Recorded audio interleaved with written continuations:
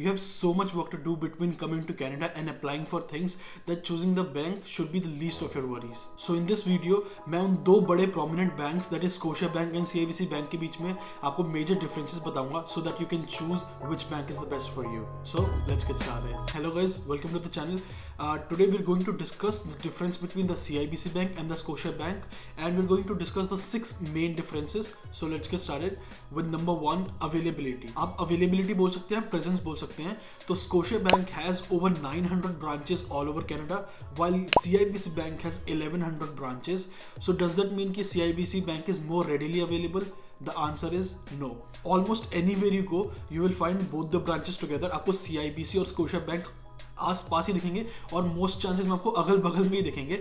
Most of the international students stay near universities, colleges और like proper residential areas and not in some remote locations. तो किसी भी दोनों में से किसी भी बैंक को फाइंड करने में, चाहे CIBC हो चाहे स्कोशिया बैंक को, आपको कोई दिक्कत नहीं आएगी. बल्कि अगर आप गूगल मैप्स भी सर्च करेंगे, रैंडमली इंडिया से बैठ के भी आप सर्च करेंगे, तो आपको ऑलमोस्ट हर बार CIBC और स्कोशिया बैंक पास में ही दिखेंगे. Also the major factor is that we are all smart people and we know how to conduct the internet, how to use the internet. हमारे पेरेंट्स की तरह हमें हर बार फिजिकली जाके बैंक के अंदर सबमिट या डिपॉजिट या पेमेंट्स नहीं करनी पड़ती हैं. We can use the online banking system. I've been in Canada for about 5 months, and after my initial visit for like the opening of the account and giving out my details, मैं एक बार भी bank नहीं गया हूँ. सारे जो काम है ऑनलाइन ही हो जाते हैं. So everything is online. You don't have to worry about this availability thing for both the banks. Let's move on to one of the most important point is GIC installments. During my research for this video, I haven't seen a single person talk about this. What are the monthly GIC installments you get from both the banks? तो जैसे कि आप सबको पता ही होगा कि हम GIC एक सिक्योरिटी डिपॉजिट की तरह किसी भी एक बैंक में डिपॉजिट करवाते हैं around 10,000 Canadian dollars, and each month we get it back little by little. And but इसके बारे में कोई बात नहीं करता कि how much money do you get each month back.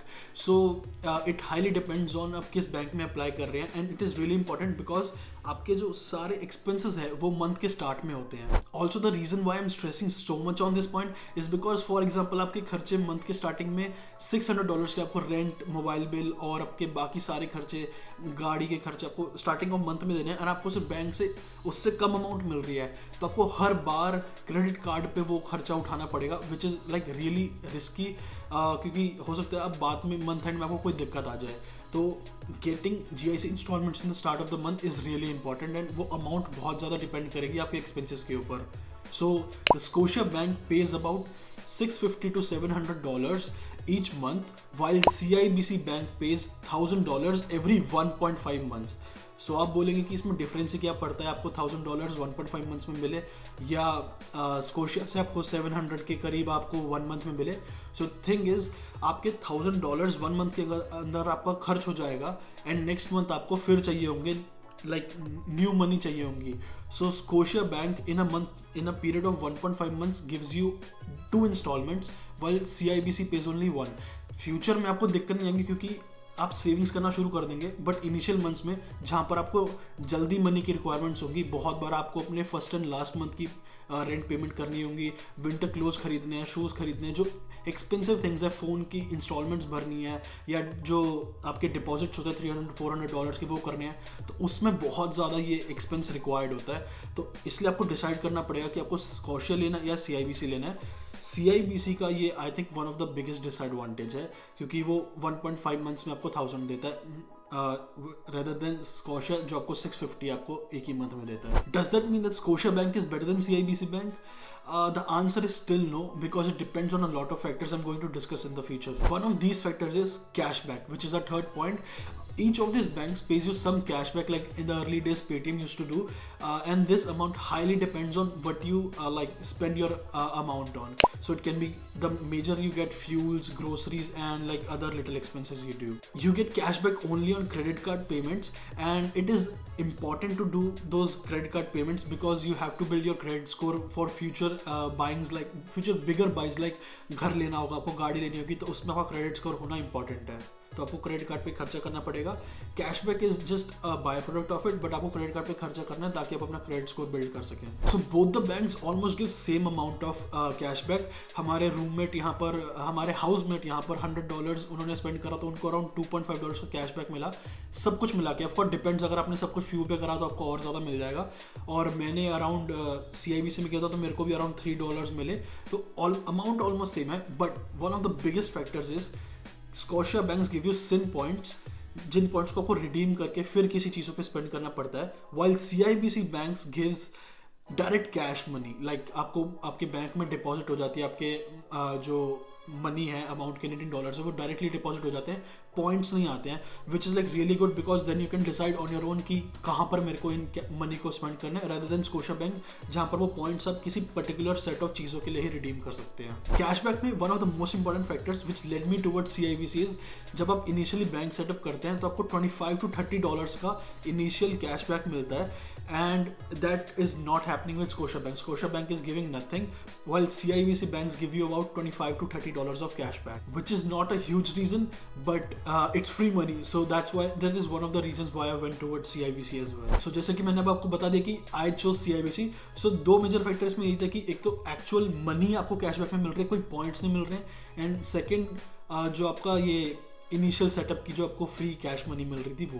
तो ये सब पॉइंट सुन के अगर आप ऑलरेडी इंटरेस्टेड हैं CIBC बैंक में अकाउंट खोलने के लिए, so you can use my referral link in the description below, और स्क्रीन पे भी आपको भी शो हो रहा होगा। This will give you $30 when you setup. अगर आप रेफरल लिंक यूज नहीं करेंगे, डायरेक्टली खोलेंगे अकाउंट, तो आपको कोई कैशबैक नहीं मिलेगा, while if you use a referral link you will get something. And इसमें कोई हार्ड एंड फास्ट रूल नहीं है, आपको सिर्फ मेरा रेफरल लिंक यूज करने की जरूरत नहीं है, आपके किसी फ्रेंड के पास है तो आप वो भी यूज कर सकते हैं। दिस $30 और $25 you will get on the day you will come to Canada, और आप अपना अकाउंट खोलेंगे उस दिन आपको ये जो इनिशियल सेटअप की कैशबैक है ये मिल जाएगा। Let's move on to the next point which is consumer service. So to be honest I personally haven't experienced the consumer service of Scotia bank, क्योंकि मैं CIBC के साथ मेरा टाई अप है। सो स्कोशिया बट जिनसे भी मेरी बात हुई है, Scotia bank provides one of the good services. उनकी सारी सर्विसेज में अब तक मेरे किसी भी हाउसमेट को दिक्कत नहीं आई है जो यूज़ कर रहे हैं। And talking about CIBC, personally they have one of the greatest services. मेरे को अब तक कोई दिक्कत नहीं आई। बीच में जब भी कोई सर्विस मेरे को कैंसिल भी करवानी थी तो ऑलमोस्ट 30 मिनट्स के अंदर हो गई है। कोई ऐसे एक्सट्रीम वेटिंग टाइम्स नहीं होता है कॉल के ऊपर कि हम बैठे हैं और वो कॉल उन्होंने होल्ड पे रखी है, इमीडिएटली 10 मिनट्स के अंदर आपकी सारी क्वेरीज सॉल्व हो जाती है। तो both the banks have great consumer service. Next let's talk about charges. Both the banks have 0 annual और monthly charges as long as you are on the student account, and when you move on to the work permit account, I think if you open a different account तो तब भी आपके कोई बहुत minimum charges हैं।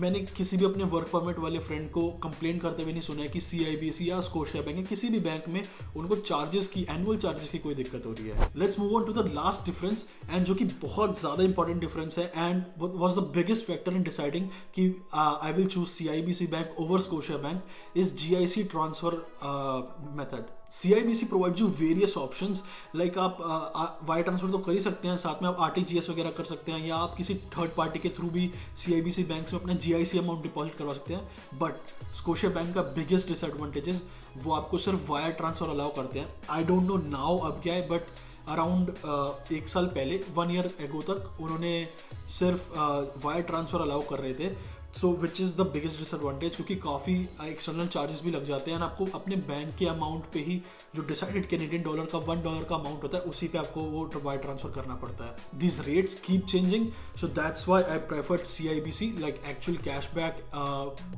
and initial setup cashback, and then this easy transfer of GIC whole amount $10,000, which is about 6 lakh or 6,50,000 rupees depending on आप कब transfer कर रहे हैं। तो उसके ये ईजीनेस के लिए मैंने CIBC चूज़ किया था ओवर स्कोशिया बैंक।